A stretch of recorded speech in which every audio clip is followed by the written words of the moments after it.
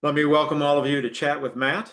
I'm Matt Budd. I've been chairing the Financial Executives Networking Group for 25 years plus. Today's Chat with Matt is on Conversations Lead to Consensus. And we have Peggy Bud and Tammy Jacobson, who are our presenters. And they'll be talking about their new book, which all of you should get a copy of. I put the link in the write-up for this, and I was advertising the book, so I hope all of you will go out to Amazon and buy a copy. And without any further ado, we'll get started here, and we'll have Tammy and Peggy introduce themselves so that they can do their classic 90-second announcements. We'll go alphabetical order. Peggy, why don't you go first? Okay. Hi. And Matt, thank you. Thank you for doing this because Tamara and I are really excited about sharing our book, as you know. My background is language and communication. I'm in addition to being an author, I was a speech language pathologist. So communication is at the core of who I am and what I've always done. I was a school administrator. I've been doing communication consulting for more than 15 years, and I'm also a TEDx speaker. What I do is I guide people through the communication process to help them achieve practical, impactful results so that they can be, in fact, effective communicators, whether it's in writing, whether it's running meetings, whether it's as a leader. So that's what I do. And Tamara, why don't you tell us Tammy? about you? Hi, I'm so glad that you're here to join us today. That's wonderful. So Peggy and I, we've been working together, I believe, 14 years, which is unbelievable. But unlike Peggy, my background is not specifically in communication, although I do hold a degree in communication arts K-12. Differently than my partner, Peggy, I was an assistant principal in a high school for many, many years. I did ESL and bilingual education. I have multiple degrees in history, political science, and K-12 international studies, really. My experience with communication fell as an administrator and where I would lead and direct teams. And so Peggy and I had that a lot in common, with her as a communication specialist and myself leading teams where I noticed that there were significant faulty areas when people get together and form teams and are working toward a consensus for the good of the team. So our latest book, Conversations Lead to Consensus, really came out of my background as an educator and the work that I've done with Peggy. Both of us have done some national speaking, specifically with corporations as well. So I've moved from the education platform into working with corporations, and we've done some beautiful jobs working with teams for different companies, where we were the keynote speakers on this very topic today. So thank you, Matt, for having myself and Peggy. We are just thrilled to be sharing this important information today. Thank you.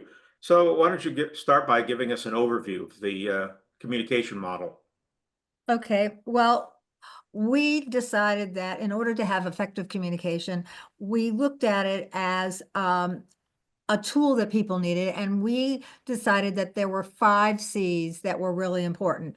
They start with conversations, and from there move to collaboration, cooperation, and possibly a need Compromise. to, yes, to compromise, because we know that even if you're trying to have great conversations and have all these tools and things in place, then you're always going to have some chances of not agreeing, with the goal being, as our title of our book says, conversations lead to consensus.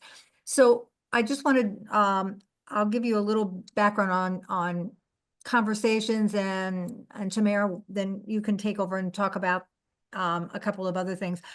we see conversations as really the core of everything. And we see that there are three crucial factors to really having effective conversations. They include active listening, perspective taking, and really asking a lot of deep and ongoing questions so that as members of a team or as two people having a conversation, you start to develop a shared vision of where you want to go, whether it's to solve your problem, to create a new program, whether it's for marketing, sales, whatever it is, why you're having these conversations. Tamara, why I don't you just want talk to chime in. about Yeah, I just want to chime in before we're going to break down the three subtopics that we just mentioned as to what we look at when we were forming the 5C model. But I do want to say that on top of having the conversations, both Peggy and I feel that the number one thing is relationship building. So you can't go into having a conversation if the purpose isn't to build your relationships. And what's at the heart of any two conversations, you want to go in saying that you want to build a relationship. So I just wanted to bring it back to that and say we both feel strongly that no matter what position you're in on that team, you should go in saying, I want a relationship with this person. I want a relationship with my team. And conversations are what's going to be the stepping stones and the tools to get us to that interpersonal relationship. So with that, Peggy, why don't you introduce number one and I'll take perspective taking. I did. Oh, you did a little bit of it. I talked about, do you want me ahead. to go in? We don't have to do a deep dive, I think, on that. Why don't you talk, I think, next about, we'll come back to the active listening perspective. Why don't we do the 5Cs? Why don't you talk a little bit about the difference, which most people think are synonyms, collaboration and cooperation. Most people don't see them as different, and we see them as very different. Why don't you explain that? So we are going to come back because it's very important that we do a deep dive into those three significant areas. But as Matt said, we're just giving you the quick overview of the 5C model. So everyone will know what we're going to be talking Yeah. about. And so in our book, we have a chapter on each of the 5Cs. And so what Peggy did was she introduced conversations. And what I'm talking about now is the concept of collaboration and cooperation. And so we speak all over, and a lot of people, employees say to us, well, what's the difference? Cooperation, collaboration, well, there's a huge difference because when you, as Peggy's talked about, come up with a shared vision for the conversation, you want everyone to agree, where do you want to go? Whenever you're having that dialogue, whenever you're having, where do you want to go with this? So it's important to keep in mind having a shared vision. And how do you get there? So Peggy and I created this concept that when you're talking about collaborating, okay, it's a little different than cooperating. Cooperation you can do side by side. Collaborating you do in partnership. Let me just say that again, right? So cooperation, okay, you can do together. I'm sorry, collaboration you have to do together, but cooperation you can do side by side in still trying to get to that shared vision. So we broke it down into two significant areas. Peggy, do you want to take where we're melded together in collaboration, and then I'll do cooperation? Well, collaboration, what we mean is whenever you're on a team, the team has a goal. And in order to reach that goal, once you decide what that is, what you decide however you're doing it, when you start to agree things, you're going to have to collaborate with each other. You're going to have to work together. Part of that collaboration is actually even coming up with your goal, coming up with what that is that you need to do, or what direction you want to take, and what you see as your problem. Maybe working together and developing that. And interestingly, Peg, right? A lot of people say they know what their goals are going to be. We want to get to consensus. But in the process of having the discussions, the goals change. They do. So if you're open to listening to people on the team, that's going to move the goalposts because now everyone's input is going to affect what the actual identification of the initial problem is. Right. And so why don't you talk about what happens when you're cooperating? So, when you're cooperating, you're getting closer to that shared vision and you're working side by side, but you're expressing your opinions. So, in the cooperation component, that's where everybody's voice gets to be heard. So, you are able to express how you feel about the topic, what the problem might be, identifying the problem, and everyone is very respectful of one another in this cooperation component. So you're in a meeting and it's your turn to speak, Kim, and you come up with what you're going to say, and then you're going to have a voice. I'm going to have a voice where there's 6, 7 people, and in that process, hopefully everyone is listening, and then you're going to ask a lot of questions and do a deep dive into trying to really understand the other person's perspective. And so that's cooperating. Um, And I and would say I would say another way is as financial people, if you're on a team, especially if it's a multidisciplinary team, you are going to have to collaborate on a lot of things, meaning you're going to have to work together. That's how the team is going to work. However, cooperation, you have certain responsibilities as the Right. financial person, and you need these other people to cooperate with you. Maybe they need to gather information. You might be the CFO, right? Or the So, CEO. and bring you that information so you can either create your strategic plan or create your budget or whatever you're looking for. So, they work side by side, but they're different, and your role and how you interact with the team is very different. And then, of course, what we found really, as we said, we're hoping to get to consensus, but we found something else is that the word compromise, a lot of people see compromise as a dirty word that I don't want to give up something, that's really bad. It's No, the negotiation. no, People I are don't like, want to yes, do that. synonym with compromise, but we do not look at compromise in that way at all. Right. We actually look at it as like a vital, wonderful aspect getting you closer to consensus. And because compromise is really a way to co-create. And that means that if you're having these deep conversations and really hearing each other's ideas and hearing what each person is saying regarding whatever your problem is or whatever you're working on as a team, or if you're having a difficult conversation, whatever it is, if you're really listening to each other and hearing each other, what you're going to do is you're going to start to hear different parts of it. And then you're going to actually be able to come up with something new, something better by co-creating that new idea. And that's what we see as a compromise. It's really that meshing of ideas for Right. something new. So after you've had this cooperation and collaboration, now everyone's gotten out their ideas, and then you've collaborated, right? And in the collaboration, you're working on getting to one shared goal. So you're already really in the process of the compromise. Okay. So if you've done the hard work, you're not really compromising at all. Now you're coming up with something that is new, you weren't thinking about, your partners weren't thinking about it. But through discussions and through conversations, now something new and exciting and probably better is going to be the outcome of that compromise. And that's why we say it's vital and very, very positive in building a relationship, getting to that compromise phase. Okay. So already now there's buy-in and everybody has had a chance to give their vision, and hopefully you're moving toward the shared vision. And then with the compromise, you're now should really be on the same page, but it's probably going to be different than your ideas when you came in.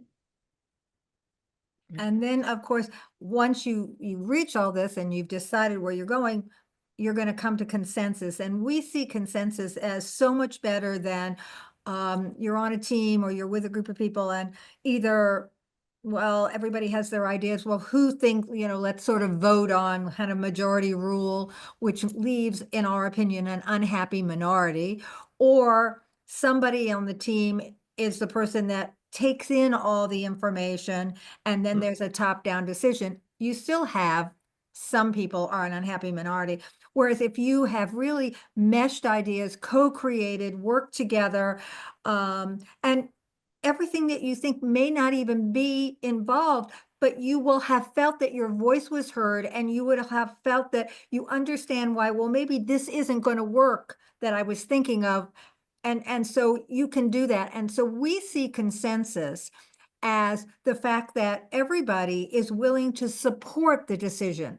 They may not agree with it 100% because maybe some of the things they still wanted, but they understand why that at this time they're not going to work, or whether we have to go off in a different direction. So if everybody can support the decision, and it came through these conversations, not what we like to think of as monologues. How many of you have you been at meetings where everybody gives a monologue? They kind of tell what they're going to tell, and then they don't have all those other pieces of deep conversations. Then people don't buy in because they say, well, nobody really heard me. They didn't really care what I had to say. But just So to piggyback I, on what Peggy's, if I can interrupt you, I think one of the great insights in your discussion with me over the last year about your book is this whole idea of people not feeling valued or heard. right.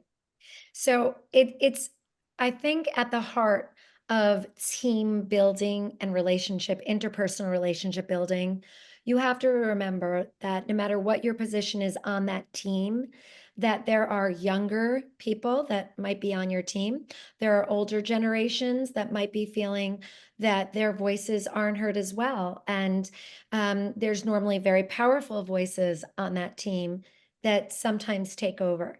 And part of being on a team with the way that we envision interpersonal relationship and conversations is that everybody had a chance to not feel intimidated and to feel valued. And by working through the collaboration and cooperation component, it is a natural environment where those that might be young to the team or those that might be older on the team have a chance to express their visions. Yeah. Now, again, And there's also in any conversation people who are extroverted and the people who are introverted. 100%. right. And the other thing is there's a lot of talk lately about psychological safety, and how important that is in the decision-making process, how important that is on teams.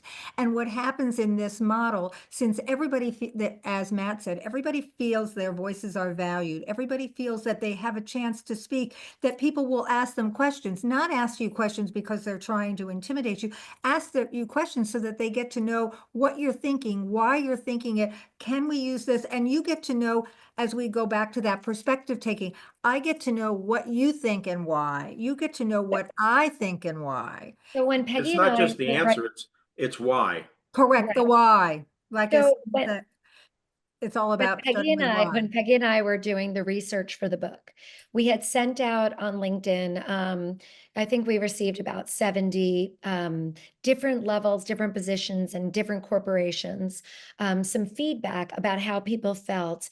And the statistics showed overwhelmingly in the feedback back through our polls and our surveys that a lot, especially the younger generation, did feel intimidated and anxious. And where they, even if they weren't the extroversion or, being introverted wasn't the issue, they still felt that they couldn't ask those deep questions, that in some way, if they were asking questions, maybe they'd be considered annoying. Maybe they're overstepping. Maybe that is not their role. And, still the majority of corporations, when people go into a meeting, they do that top-down methodology. Here's what I have to get to. Yeah. I'm laying it out there. Okay, and we're going to vote on it maybe, or we'll just move forward. And The one, boss has to be very careful not to say anything, or you don't get input. Right. right, you don't get the It's very, very true. And it's very important that not only do people feel that they're heard, they feel that what they have to say is considered. And another fact that we found out through our survey was that most people, and it didn't matter what their level was, whether they were the boss or whether they were an entry-level person, everybody felt, or 90%, excuse me, not everybody, 90% of the people said that they were frustrated when they had to go into a meeting. They were frustrated partially because they didn't feel that they were going to be listened to, or they didn't feel that their voices mattered, or they felt that there really wasn't going to be a conversation. It was going to be a bunch of dialogues, and Now, then some decision was going to be made. now I want to say that our attitude is not things can cycle so long that nothing gets done. I mean, the bottom line is there are goals that have to be met, and we understand that there's leadership positions, and you know everybody has to be productive. And so, you can't have something just be talked to the point where you're not getting to the achievement of the outcome. Okay. But what we are saying is, even if the leadership on that team has a vision for where they want to go, sometimes just letting the whole team express themselves, even if it's not going to change necessarily the outcome on the end, that buy-in is going to give you a lot of room, a lot of goodwill. And one of the things, like Peggy knows, I had interviewed somebody who was in Gen Z, Gen X. No, not Gen X, Gen Z. And one of the big things that she repeated over and over was, in my previous company, I would go to these meetings, I took notes, I knew they already had the decision, and I was really quiet. And she's like, and I wanted to leave. Okay. And she was brilliant. Okay. But she went to the new company. And I think you read this interview that I had done, Peggy. And she had said, I love my boss. She takes our whole team out sometimes. We do team building, and I never want to leave this company. And then her brilliance gets appreciated, even though she said sometimes her ideas are not what's used in the long run, but she just feels so good about being on the team. Right. And You another just have thing a that, chance to say something and you add to the conversation. Yeah. That's a real positive. right. And the other thing we like to think about, it's not just relationship building, but we like to translate this into working together as partners. And the difference between a partnership and, like the team leader, is the fact that partners basically everything, it's sort of a more equal mindset. Everybody brings what they have to the table, their values, and they're all looked at and appreciated and heard. Whereas in a top-down model, or where you have a team leader, there's that hierarchy, and that's where it's harder to get consensus, or it's harder to get total buy-in. And so we felt that this tool, it was very easy. And if you just think about those conversations and think about being an active listener and understanding everybody has a perspective, that you're going to change the dynamics without really having to make major, structural changes, I mean, within the organization. So Maybe you getting want to backtrack a little bit and talk about monologues and dialogues. right, that's exactly what I was going to do. Okay, go right Oh, ahead. good. Okay, so I was going to Peggy and I also have a book written for the education community. It's called Navigating Special Ed. And we've been on a big book tour, but our 5C model was so applicable, we kept getting responses from corporations. And that's when we did the deep dive in the data collection for companies. One of the things that comes up in conversations is that we have 4 types of conversations. And look, we just went through an election cycle here in America, and we see this everywhere in all countries around the world now. People don't want to listen to another person's perspective. And so with our conversation model, we say it would be very, very good to have that dialogue, that back and forth, and you can even break into a debate. What you don't want to do is break into the other component, which is to do a diatribe, where somebody's just going on and on in an anger, right? You never want to break down into some kind of like a diatribe, and you don't want it to get to where you have discourse. So your job is to stay in the lane of discussions and the lane of debate. So And on building on each other's ideas. Right. exactly. And the problem with debate, actually, we really advocate dialogues, because even though debate and dialogues are both two-way conversations, which is good, meaning that everybody's sharing, in a debate, that, each person is trying to prove their point, and make their point. Whereas in a dialogue, that's where you go to listening to each other, building off each other, and having that. And to Matt's point, too often meetings are monologues, and monologues are really, I say what I think, I say what, maybe even why I think it, and you say what you think and why, but we're on parallel tracks. We're not actively listening to each other. We're waiting for a pause in the conversation so we can speak, and we're not building on what the other person is saying. So we come to that meeting with our own perspective, our own goal, whatever we want, and we keep doing that. And if you're having a debate, you're really doing that to try to win, to try to prove your point. Whereas if you're having a dialogue where we're giving and taking and building on each other, you are more likely to be giving everybody a voice. You're more likely to come up with some new ideas. You're much more likely to be willing to cooperate and collaborate with each other to accomplish whatever goal the team needs to accomplish. Now, I would say that, oh, go ahead, Matt. No, I just thought this would be a good segue into discussing the difference between listening and active listening. I just want to go back for 1 second and Yes, just absolutely. finish this point. So there, when looking at conversations, they can be divided into in the negative column, diatribes and discourse. And of course, as any team leader, anyone on a team, you want to avoid that there's nothing positive that can come from that.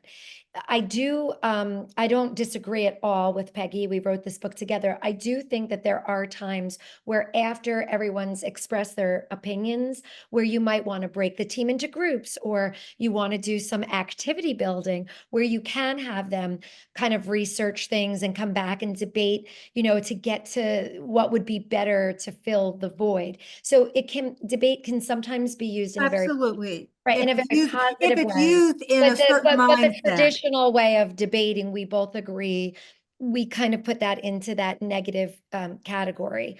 But let's move forward on to what you had said, Matt. Right. Well, I mean, Matt Go was on to active listening. active listening. Most people really don't even think about the word active listening. They just think, well, active listening. Yes, I'm really listening to you. I'm actively listening. Can either Kim or how do you say it? Mustafa? Mustafa. Mustafa. That's right. Do Yes. either one of you, Very I'm nice sorry, name. I'm very sorry.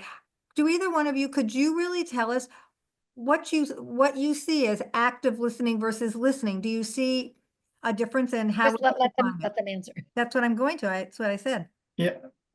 To me, personally, active listening meaning it is actually a tiring process. Like when I'm attentively listening, it actually is, I'm focused, I'm processing, I'm not looking to respond, but I'm looking to understand what's being said.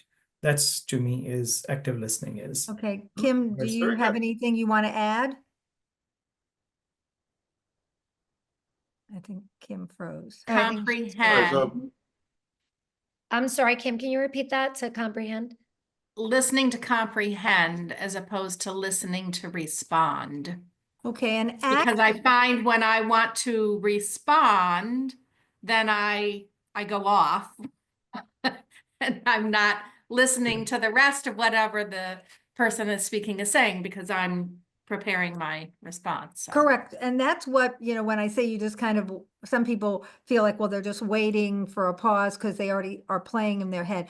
But what we'd like to really define active listening, think about the word building on. So when you're actively listening, yes, you're listening to understand. Yes, you're really focused. All the things that both of you said are 100% Your true. body language is there. Your All of eye that is there. contact is there. However, when you're ready to speak, if you're actively listening, you are going to be, first of all, you want to make sure that you understand what the other person's saying. So you may summarize, let me understand, this is where you're thinking we should go, or this is what you're, so that you make sure that you're not misunderstanding. And then the second thing is, and then you build on what they're saying. It may not be anything you're doing. You want to build on that. Maybe it's asking some questions. How do you think this is most effective? So that really having this conversation, and The and questions the are questions are so so important. And when you're asking the person that you're speaking to the questions Mhm. in the team, you know, don't ask yes, no questions. Really try and keep it as open-ended. Even if you know what they're going to say, really make an effort to ask those how, what, where, when, and why. Why do you feel that way?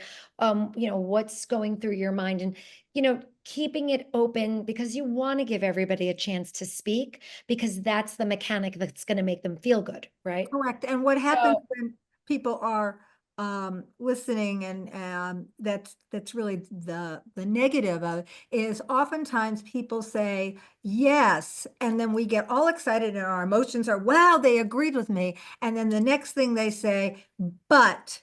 And that but is as though you punched them in the stomach, because you've negated everything.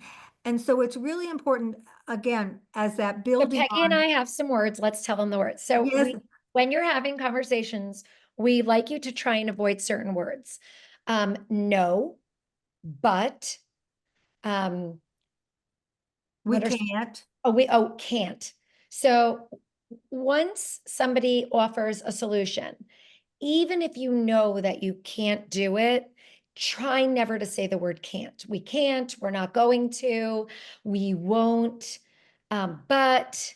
So those are words that we call shutting down the conversation.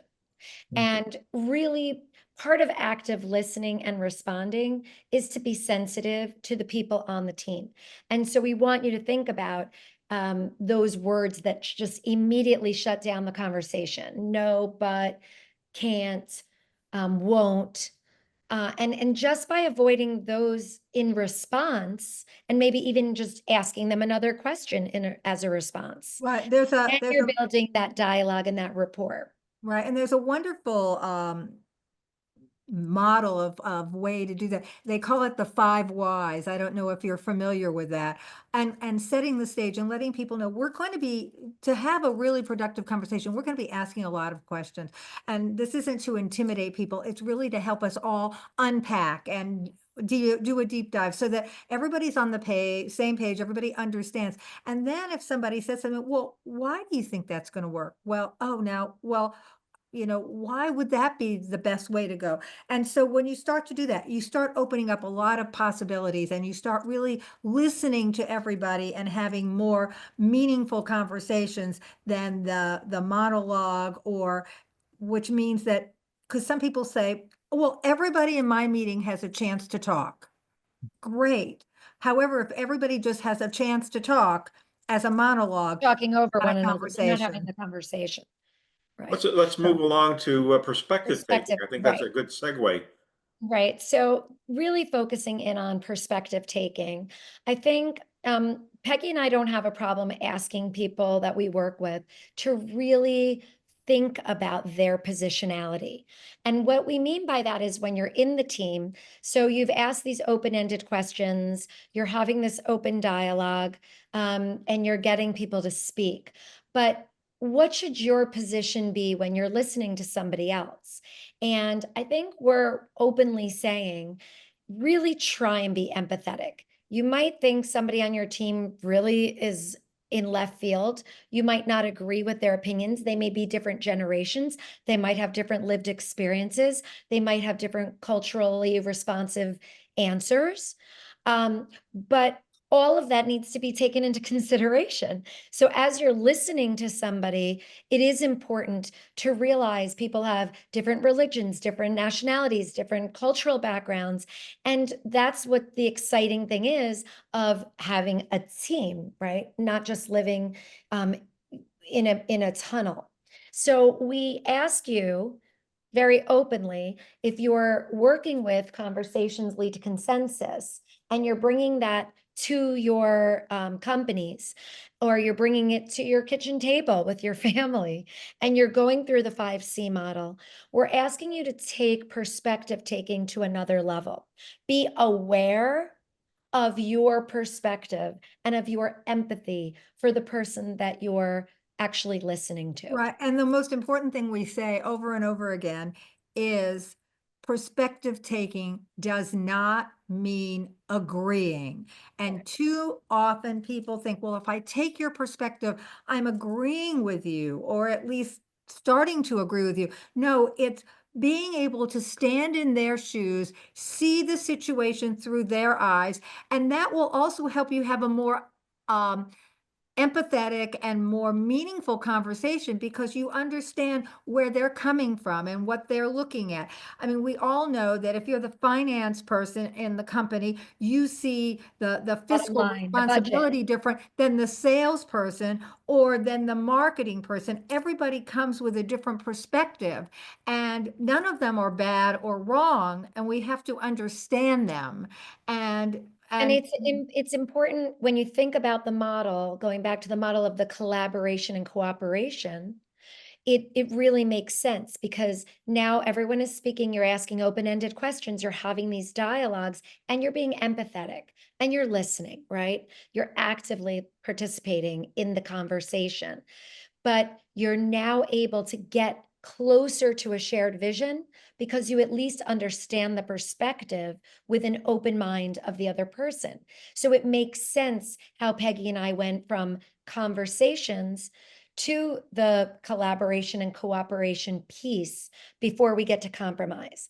And so in really honing in on that empathy and perspective taking and open-ended questions and listening actively, you're moving toward having that unified shared vision. So why don't we talk about the unhappy minority? I think that's probably one of the best observations I've heard from your research. Well, I think that the way I look at it is, too often, you're in a meeting and it's like, well, everybody presents their ideas. What's the best way to save money, to make financial cuts? What's the best way to decide what our next steps are? And even if everybody's having these great conversations, they forgot about the consensus piece. So what they've done is, okay, now let's, which way do you think we should go? And, you've got a group of 10 people on this team, and 7 of them, or 6 of them say, well, we should do this, and the other 4, maybe they don't even agree at all. They each have their own little way of seeing it, and Now you're moving into the compromise piece, so you're getting closer. Right. And you don't compromise. That's what happens. That's why and so what you do is you go to the voting piece, for lack of a better way. Everybody says, well, what do we think? And we've got the majority say, let's do this.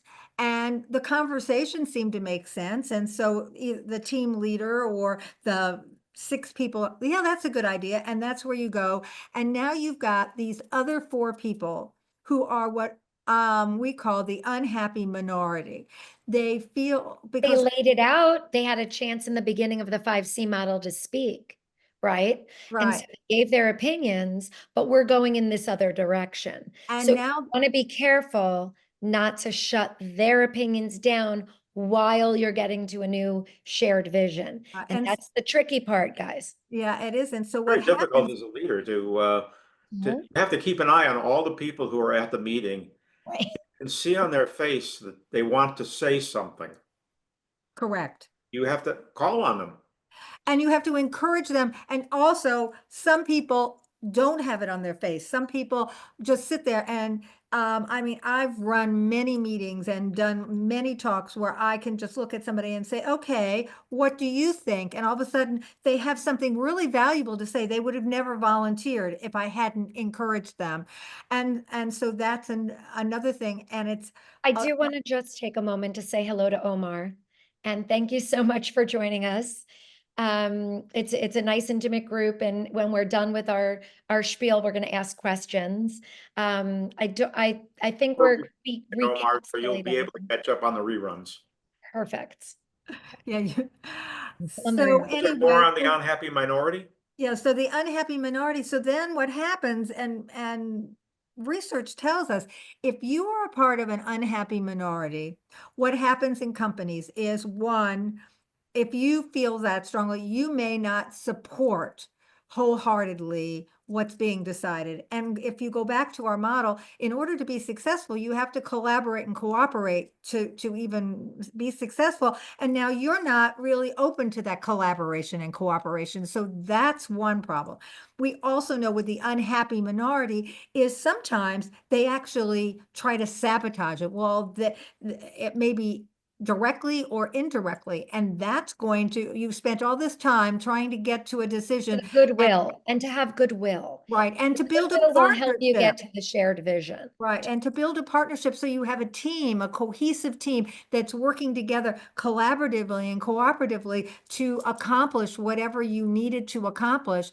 And you've got these people that aren't there. And then we do know that in some cases, people will ask, I don't want to be on that team, or I'm not going to work on that anymore, or even leave a company. And that's expensive because you've spent money and time trying to onboard these people. And now because they're part of the unhappy minority. So Yeah, Now, the people who can are reach undermining you, consensus, the people who undermine you can really just kill an entire project, they can. especially can, if they're not vocal.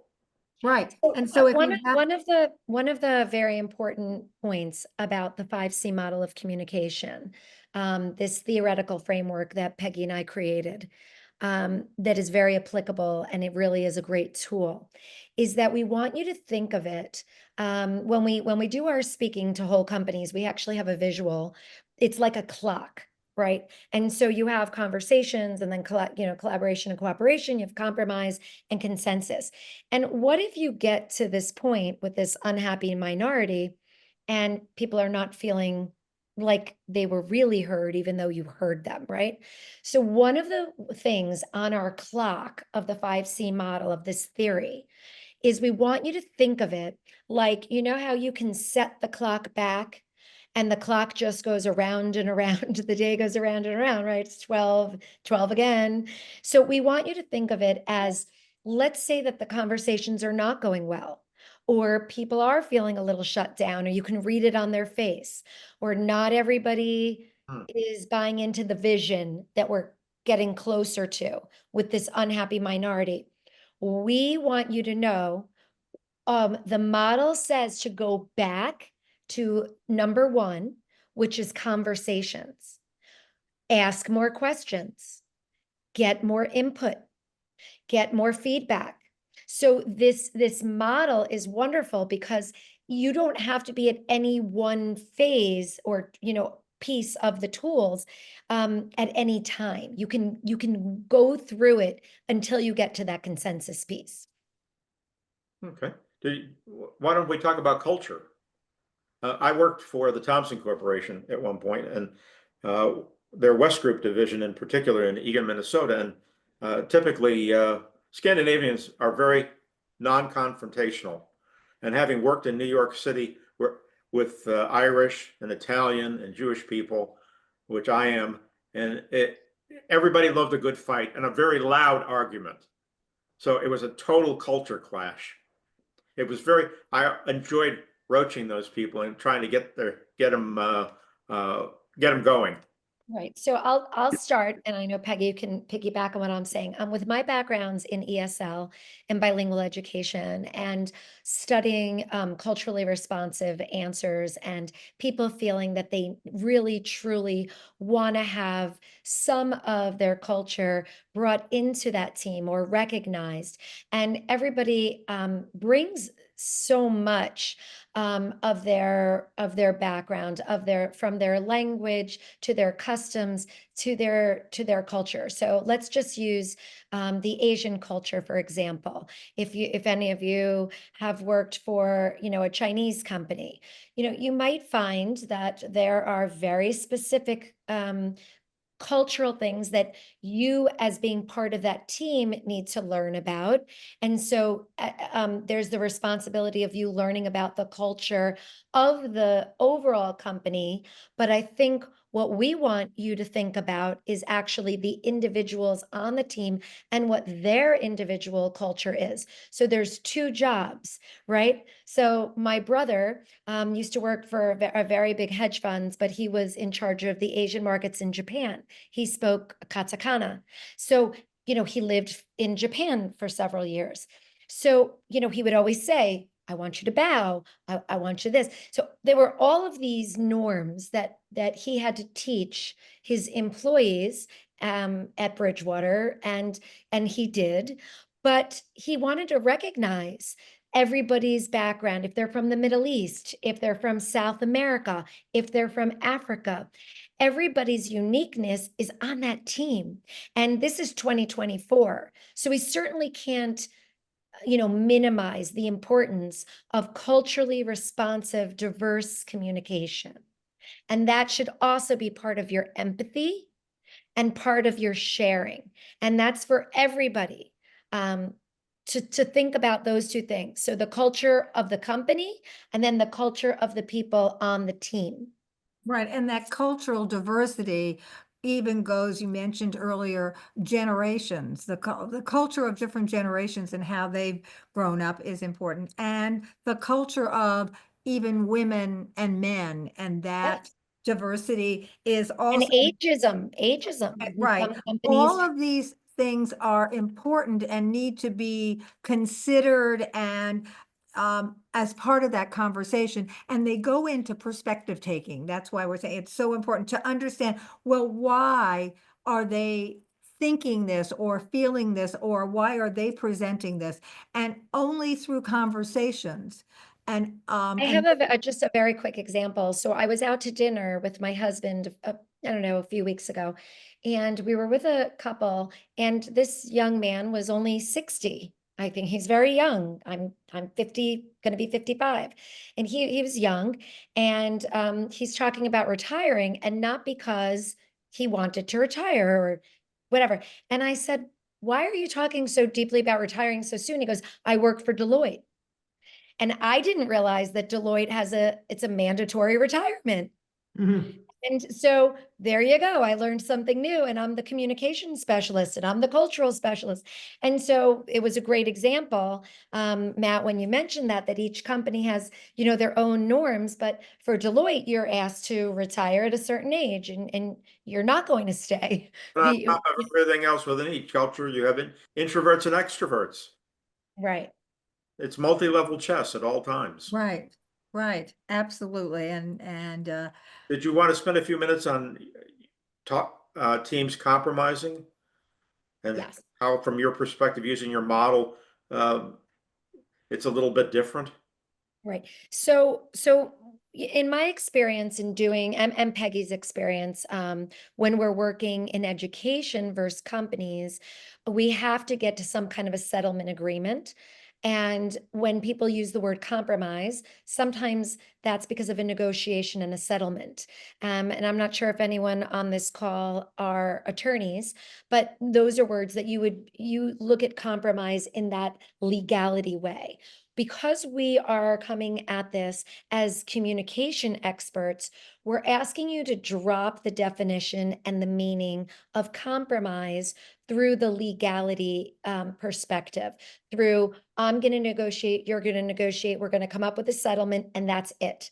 And we're going to sign it, and we're going to move forward, and we're not going to go back.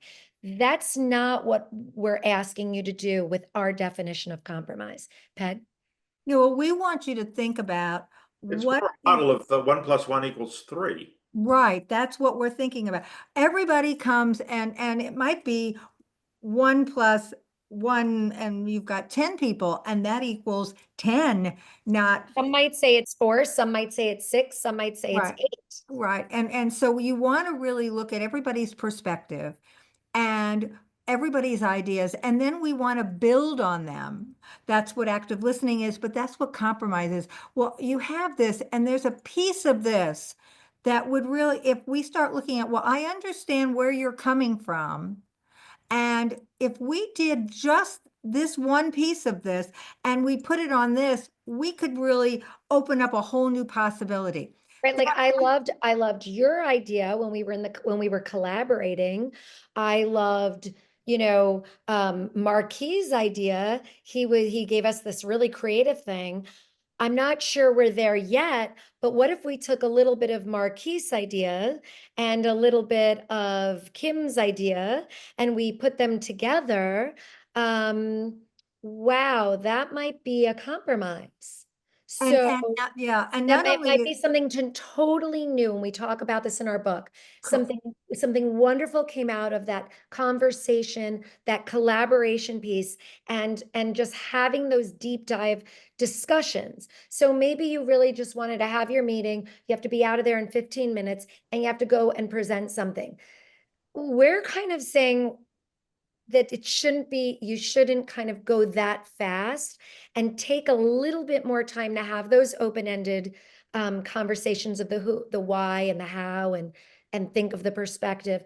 Because when you get to compromise, I want to, as the leader, I want to write down what you said, and what you said, that 1 and 1 is 4, and you said 1 and 1 was 6, and you said 1 and 1 was 2. And this is why you came up with it.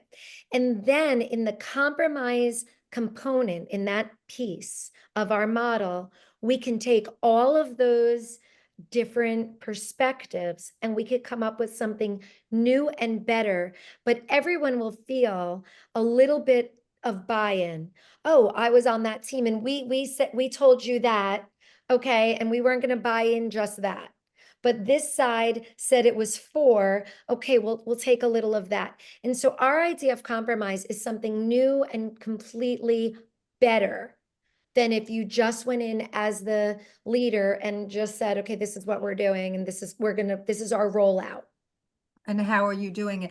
And the other thing is, Hold on one second. I see Omar. Did you have a So, question? yes, a quick question. So, like in a high stressful scenario, tight timelines, delivery of results, Yes. and then how do you work out this compromise factor? Because again, it's, high priority, tight timelines, high stress scenario.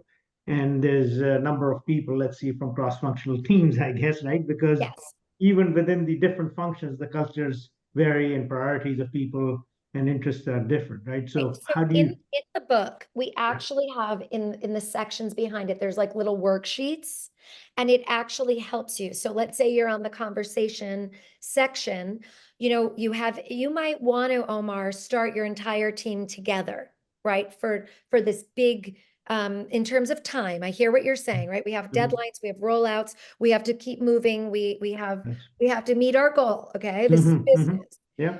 Okay, but you might start with a vision of everyone together.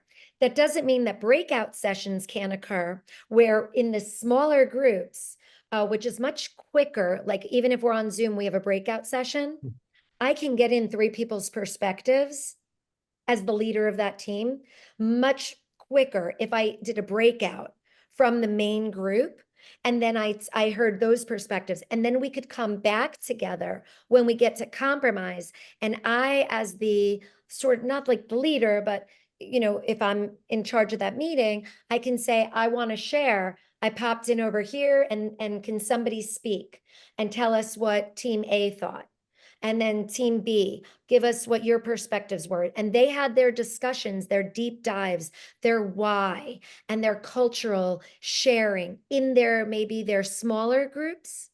This makes the time go by much faster. right, And and then they've actually, what they've done is, in that scenario, what you've done is you've already come to a compromise with shared 3 vision. people. You've developed, so you've got these small, so now if you've got 20 people on a team and you did these small groups that were able to work simultaneously, so now you come back to this bigger group and you already you don't come back with 20 opinions, come back They have with to agree in their 4, group. What are the because main, they what are have, the main focus? and they've listened to each other and they've gone through this process of having conversations and understanding. So that's as the title of our book says, building a high performance team is one conversation at a time.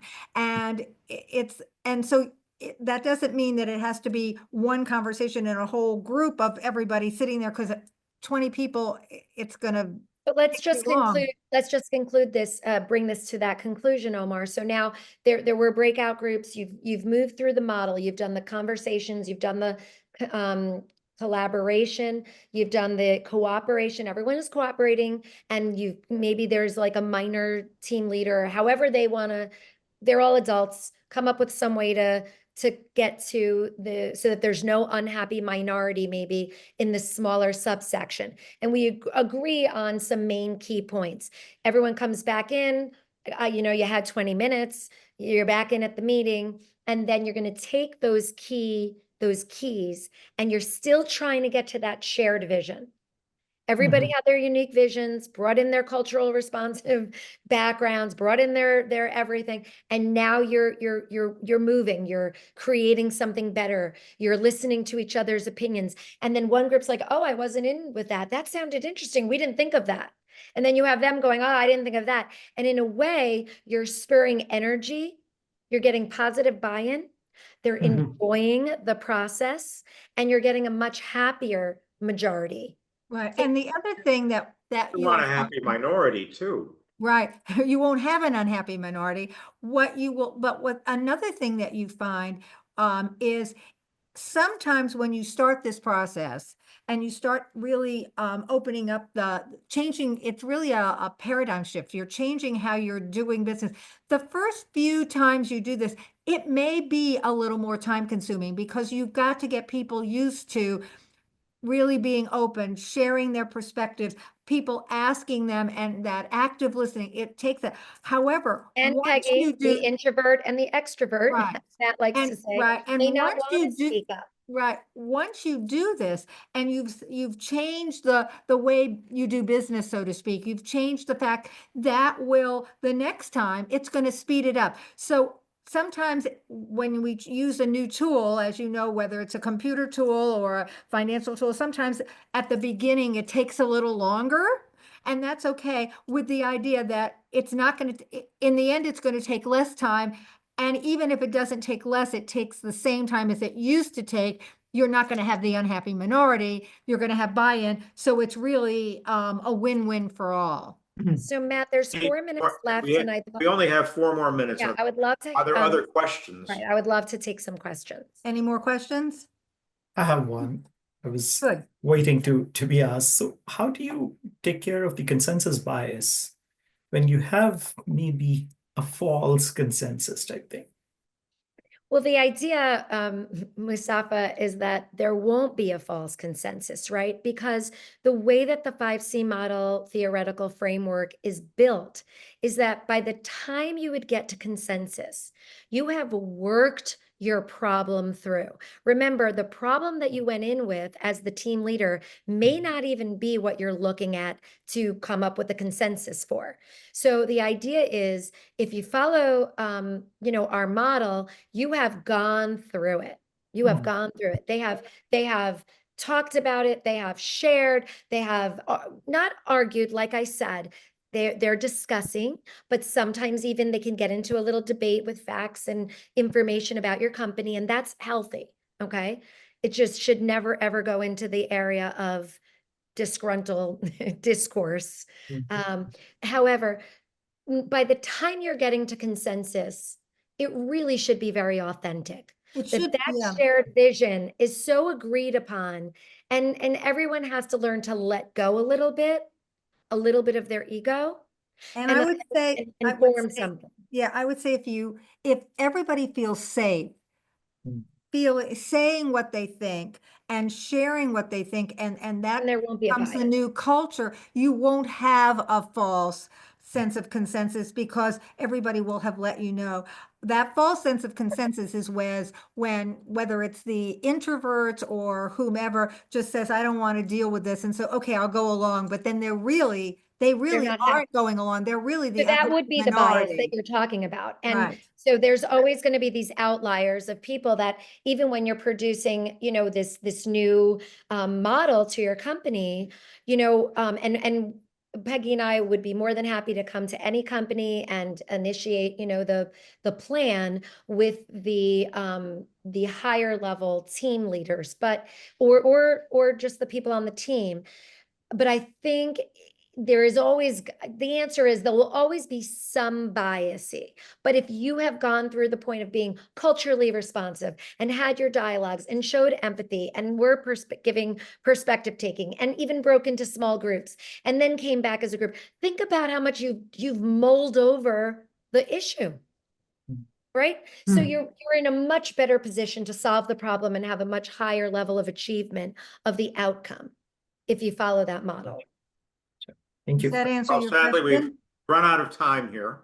So We're at Matt, five. I think there was some kind of a confusion. That's why I got late. I thought the meeting is starting at 4:30 because the invitation you sent had said 4:30. And I think I booked on my calendar at 4 o'clock. Then I thought, okay, it's 4:30. So sorry about that. We'll be I'm the- so Sorry sorry, you missed coming in part late. of it, but we did record it, and you'll be able Okay, to play it perfect. in reruns. Thank you so much. Yeah, Matt, I was just drafting you an email as well.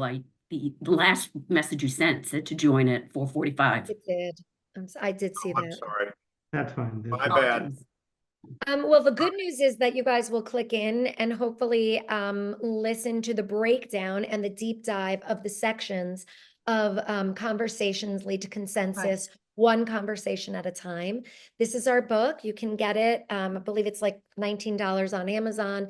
But again, Peggy and I have been speaking with corporations for many years, and we would be more than happy if you read it and you like it to come and help the rollout of this new communication model if it's something that you're interested in.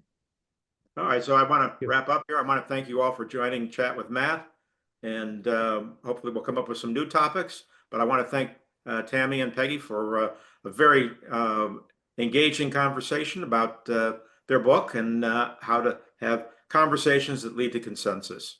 So thank you, and we'll see you again on Chat with Matt. Thank Thank you you. so much. Thanks, It's a Matt. great From conversation. Canada, and this is an international group. Good job, guys. Thank you for Thank you very joining much. us. Thank you. Bye-bye. Thank you for recording.